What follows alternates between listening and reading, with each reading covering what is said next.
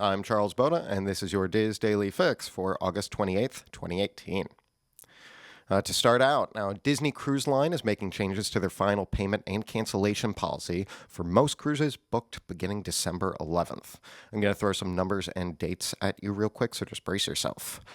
For non-suite, non-concierge staterooms on cruises 1 to 5 nights, final payment will be due 90 days prior to sailing, and previously was 75. Cancellation penalties now begin at 74 days. For non-suite, non-concierge staterooms on cruises 6 nights or longer, final payment will be due 120 days prior to sailing, and previously that was only 90 days. Cancellation penalties will now begin at 119 days. Now, special rules for final payment that applied to holiday sailings or sailings from non-U.S. ports have been eliminated, and those sailings will have the same final payment policy as other sailings. For suite and concierge staterooms, payment is due 120 days prior to sailing on cruises of 1 to 5 nights and 150 days prior to sailing on cruises 6 nights or longer. The final payment date will not change for any existing reservations, unless changes are made to the sailing date or vacation package. All right, now it looks like Disney now has a working name for their direct-to-consumer streaming service, which is set to debut in 2019.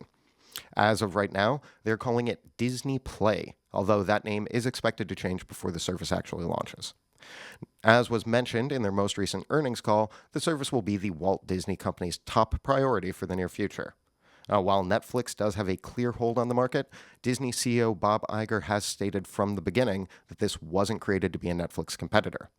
Recently, he had mentioned that most Americans who stream their entertainment subscribe to an average of 3 services. To be successful, Disney Play just has to be one of those 3. That puts it more in competition with companies like Amazon, Apple, or Facebook. Now, while Disney can compete with Netflix's volume, their strategy is exclusivity and quality of content over quantity.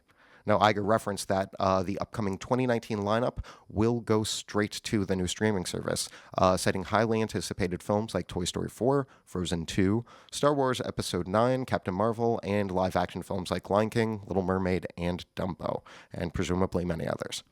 Now, Disney is banking on newly returning licenses for past Disney movies and TV shows, along with the newly acquired 21st Century Fox intellectual property, to attract subscribers to Disney Play in addition to Netflix.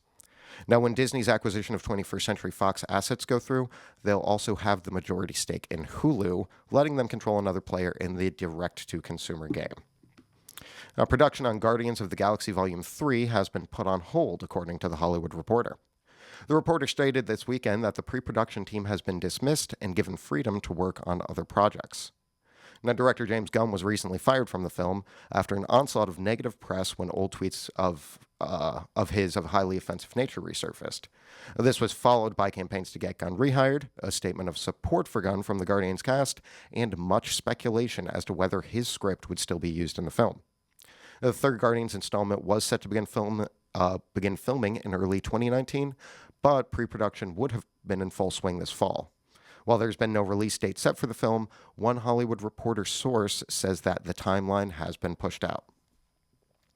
Now, the Four Rivers Barbacoa food truck has arrived at Disney Springs, and I'd previously mentioned on the Daily Fix that as Four Rivers is Christian-owned and operated, all of their restaurants are closed on Sundays, and we need to see if this food truck followed suit. Now, we've learned that Four Rivers Barbacoa food truck will be their only location open on Sundays. So all proceeds from Sundays will be donated to a local Christian charity. So if you're in Disney Springs on a Sunday and wondering, it should be open. Now, if you consider yourself a Disney Parks fan, and I were to ask you why, chances are that some personal memories and emotions would make their way into your descriptions. Nostalgia is a large part of Disney's appeal for many of us, and today's featured article looks at a few of the ways it affects us over the course of our park-going lives. Make sure to check out The Nostalgia Transition from Child to Parents by Jason Dodge today. Tomorrow, be sure to check out our weekly staff column. This week is another installment in my own Parks and Perspective column. And Why Your Friends Hate Disney, I'll try to explain the mindset behind some of those people around you that just don't get your Disney love, and offer a few suggestions for how to explain the benefits of a Disney vacation while avoiding judgment or defensiveness from either side. So you can find that tomorrow. Trending on the boards today is a thread where making FastPass Plus selections at 60 days out are being discussed. In the thread, posters are sharing how they plan out their days, with the most popular attractions towards the end of their stay for the best chances at getting what they want. Join in on the discussion and share your tips by visiting the Theme Parks Attractions and Strategies forums at disboards.com, and then look for the thread entitled Major Fast Passes Already Gone at 7 a.m., 60 Days Out. That was started by poster dsanner106.